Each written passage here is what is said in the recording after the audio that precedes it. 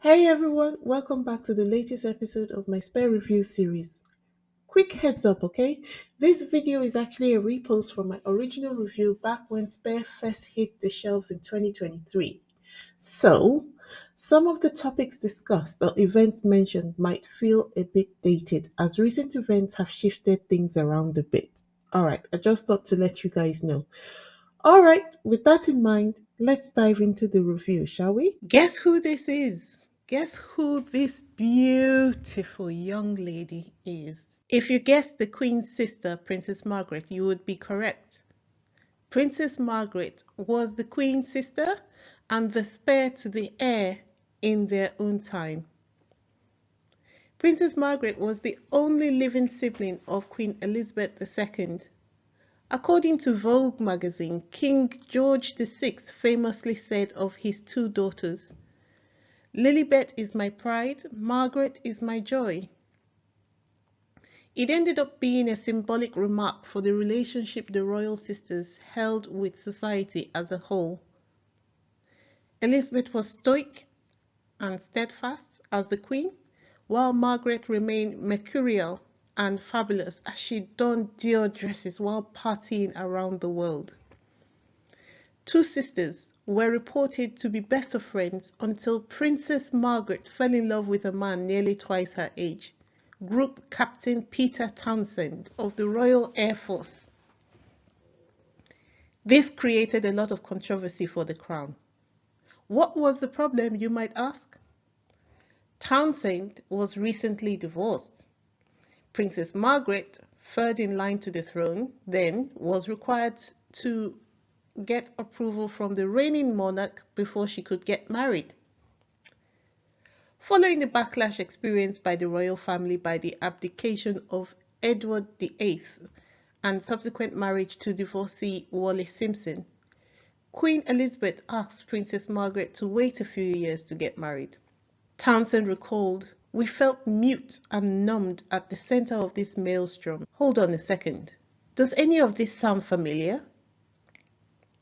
He wrote in his autobiography that the princess could have married him only if she had been prepared to give up everything: her position, her prestige, her privy purse. "I simply hadn't the weight. I knew it to counterbalance all she would have lost." The deal was that the Queen would approve their marriage on the condition that Princess Margaret would give up her rights of succession, as well as the rights of succession of any possible children from that marriage. Does this ring familiar to what is happening to the titles of Prince Harry's children following his decision to step back from working as a senior member of the royal family? For Princess Margaret, though, this was going to be too much a price to pay. And this was kind of understandable given the times when all this was happening. She later went on to marry Anthony Armstrong Jones, a photographer who was later entitled Lord Snowdon. This marriage ended in divorce. After the heavy negative reporting by the British press, Princess Margaret escaped to Mustique, where she built a house and was said to have lived a scandalous life. In true royal fashion, Princess Margaret was served up as the sacrificial lamb to prop up her sister, the monarch. This was evident in the myriad of naughty Margaret stories you could find when you just had a look at the stories in the tabloids. Have a look on the screen on some of the stories reporting on Princess Margaret. Unlucky sister of the Queen. Since World War II, Queen Elizabeth's younger sister has gone in the public mind from pretty plucky little Margaret Rose to a naughty 47-year-old swinger who seems miserable in the shackles of royal discipline. Princess Margaret's naughty streak gave Queen plenty of laughter. Queen's sister offended major Hollywood stars and was barred from US.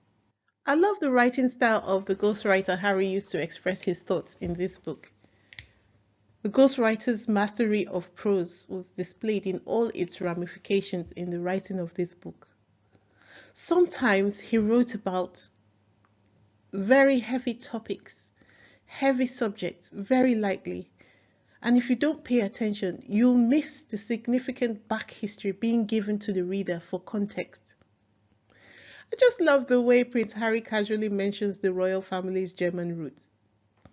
I'm guessing this is something they don't like to remind the public of, which is why the family name was changed from Saxe-Coburg-Gotha to Windsor. Brilliantly done, I'd say. Very tongue-in-cheek as well. I mean, if we're going to be talking about racism or unconscious bias, may I remind you that you're not entirely British either? Brilliant, love it. Looking into the German heritage of the royal family led me down a path of inquiry. I always wondered why it seemed that all the royal families in Europe appeared to be related. For those who don't know, I'm sure a lot of people already know the answer, but I found it so interesting to discover this, and it just lit light bulb in my head. The reason why a lot of the royal families in Europe appear to be related is because Queen Victoria made sure that her children married into other European royal courts. Just reading from the text on the screen, it says she made sure her children married into other European royal courts. Little wonder that today her descendants sit on the throne in many European royal houses, including Queen Margaret of Denmark, Kings Harald of Norway, Carl Gustav of Sweden, the former Spanish royal couple Juan Carlos and Sofia, all the way to Elizabeth II. And for that reason, Victoria was nicknamed the Grandmother of Europe. And at the time, with 64 years on the throne, she was Britain's longest serving monarch. Next, Prince Harry tells us about the time when the Queen Mother, Gangan, died. What you see on the screen is the dreaded funeral march, which seems to be a tradition of the royal family. Prince Harry said he was shaking all the way through the march, and although he looks distressed, you would probably assume that he was feeling the loss of his great-grandmother, and that was the reason for his morose expression. In several instances in the book, Prince Harry writes about his rebellious streak, and I have used this photo as I found it quite amusing, and there were no photographs to illustrate what I'm about to describe. Okay, so Prince Harry talks about another courtier coming to him to advise him that he, the courtier, had been approached by another member of the media to advise him that once again another story was threatening to break about him taking drugs. Apparently this time the story was true. However, Prince Harry was very sure that they didn't have any proof and the media was just speculating, and this time he decided that enough was enough and he was going to call their bluff. This time though, the story went away, but you will notice that he had appeared to have lost confidence in his father's willingness to stand up for him, following the earlier incident where he was thrown under the bus to redeem Camilla and Charles's image. This story also reminds me of the time he stood up to a teacher in an earlier chapter of the book who he felt was picking on him. I just point this out because if I, as a total stranger, could point out that Prince Harry had every tendency to rebel against what he felt was unfair treatment, the people raising him should have seen his exit from the royal family coming. And next, Prince Harry talks us through how he arrived at the decision to join the army. As you do, his father came to him with a discussion on what he was going to do with himself after he left secondary school. It reminded me of how Prince Charles encouraged Prince Harry to aim to do more for himself, which Prince Harry already on his own appeared quite naturally inclined to do. This caused me a little bit of confusion because it seemed to me that Prince Charles was either conflicted about how to raise his boys as heir and spare, or he just didn't know how to do that. I feel like his ambivalence resulted in him not being very clear what he expected from Prince Harry. Because Prince Harry, in his own words, says, "But another part of me felt hugely ambitious.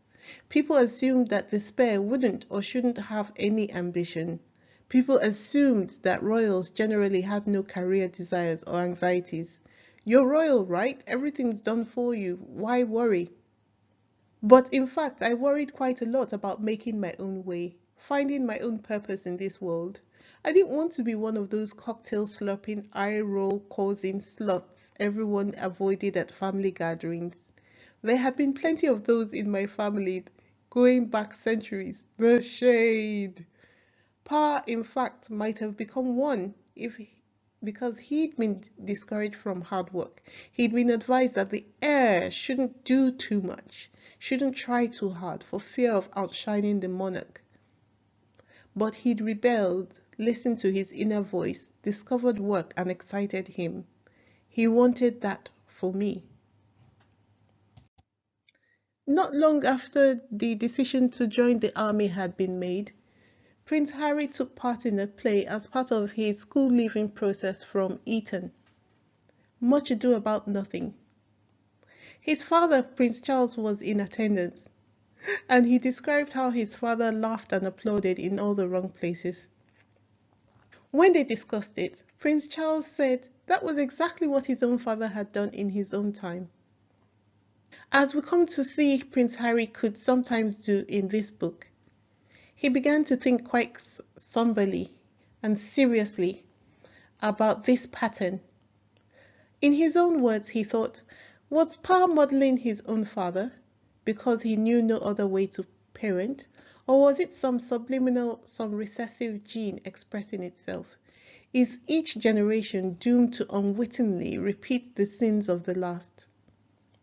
I remember hearing him say over and over again that his father had said he was going to go along with the media treatment because it had always been that way. But of course, Prince Harry thought there had to be a better way and felt that it was the duty of the parent to do better so that the lives of their children could be better. And this quote on the screen kind of illustrates what was happening here. Those who cannot learn from history are doomed to repeat it. In my opinion, the words on the screen appear to be very true of the royal family. Their motto just seems to be, I never make the same mistake twice. I make it 5 or 6 times just to be sure. They just appear doomed to repeat the same mistakes time and time again, no matter how badly things turn out. I think what would satisfy Prince Harry is just something, a move that the royal family would make to show that they have seen the mistakes that they've made in the past and they are doing something, even if it's just a little something, to achieve a different result for the members of the royal family, especially the spares. For instance, like what you've got on the screen, mistake I made, forgot to feed the fish. What I should do, set a reminder, just do something, a little thing, a deliberate thing, an actionable step that they would put down in the history books if necessary to make sure that the mistakes that have been made in the past don't repeat themselves again. Anyway, after a bit of relief from the torturous glare of the media, Prince Harry tells us about how another scandal was splashed across the media which earned him the title of Prince Tickle. So he had finally finished with Eton, done well in his exam, surprising himself as well, with the help of extra tutoring arranged by Prince Charles, and behold, he was accused of cheating. After a review, the exam board cleared Prince Harry of cheating, but it was too late to stop the story from being splashed across the newspaper tabloids. Former teachers of Prince Harry at Eton helped him cheat in his A-level art course because he was such a weak student, a tribunal was told yesterday. The story wasn't true, but that didn't stop the media from printing the story. Once again, he was prevented from protesting his innocence in the public. In his opinion, he had been typecast as Prince Tickle, and to him that was the worst of. I'm just thinking to myself, what if the palace motives for not standing up to correct the media's story were more sinister than Harry understood it to be at the time? He just went along with it because he didn't think he could do anything different. So we'll round off the review here, just before Harry goes off on his gap year before he joined the army. If I were to conclude, I would say, for the part that we have been reviewing, we saw Harry being constantly rejected by his brother. But despite that rejection, Prince Harry describes the deep love he felt for Prince William, almost plaintively. Prince Harry gives us a few examples of when false stories were reported about him and how the royal family used negative stories about him to prop themselves up or for others to repair their image. He also draws the connection between the time his father would stand up for him and when he stopped standing up for him. He invites us to enjoy the warmth of the relationships he was exposed to and developed when he went to Botswana.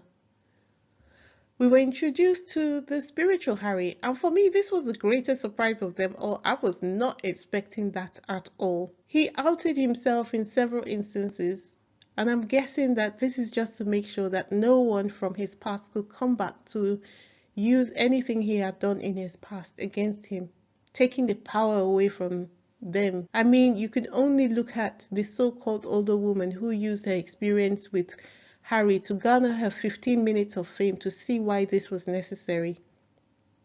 This was the only route he was going to be able to take if he was aiming to be really free. Please tell me in the comments, what were your favorite parts of this review? I hope you enjoyed listening to this video as much as I enjoyed making it.